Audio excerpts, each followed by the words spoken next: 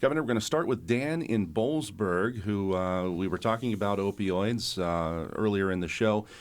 And Dan writes, with the opioid crisis affecting our communities, would you support making drug dealing, not minor possession, a capital offense? These dealers are not only killing our sons and daughters, but also the communities. Seems like an extreme reaction to put someone to death for dealing drugs, but the number that you talked about earlier, 3,500 people a year possibly is the number we're looking at now. Again, maybe not a death sentence, but this shows how passionate I think people are about this issue. Right. I think Dan is rightly passionate about this. And in the roundtables that I've hosted going around the state, I think maybe 27, 28, 29 of them, I have heard from people who have suffered from this illness and from the people who have preyed on these sufferers. And I think everybody shares Dan's conviction that these folks are very bad people and they ought to be punished. I don't think capital punishment is the route, but they ought to be punished. And I think that was one of the takeaways from these roundtables. We need to make a distinction between the people who are suffering from the illness and the people who are preying on them.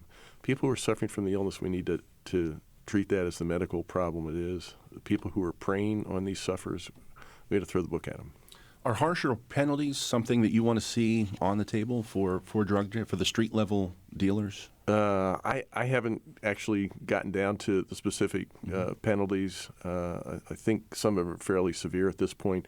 Maybe we need to do more. But again, the key is we need to make a distinction between those who are suffering from the disease and who really deserve to be in treatment and those who are preying on those sufferers.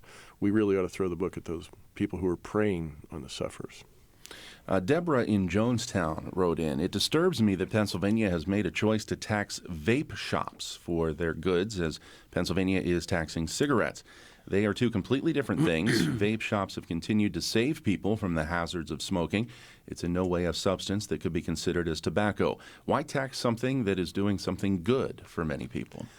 Yeah, that's a question the Federal Drug Administration Food and Drug Administration, the federal level, has actually now looked at that as something that's a little less than benign. But the issue really was more one of revenue. One of the challenges Pennsylvania has faced, including business owners, vape business owners, has been a structural budget deficit. Our bond rating had been downgraded, 5 times in 5 years, and we needed to come up with recurring revenues. And this bipartisan compromise that we came up with in June taxed cigarettes and it taxed vape shops and a few other things, and took us a long way, not the whole way, but a long way toward narrowing that budget deficit. So this was part of a bipartisan compromise. We made some tough decisions, and that brought us to this tax. It was important just to get some new revenue because getting new revenue through this legislature is kind of like sucking a beach ball through a straw, isn't it? I'm not commenting on that. See, I thought maybe you'd take a swing at that one, but yeah, this is you PhDs. You're smarter than that.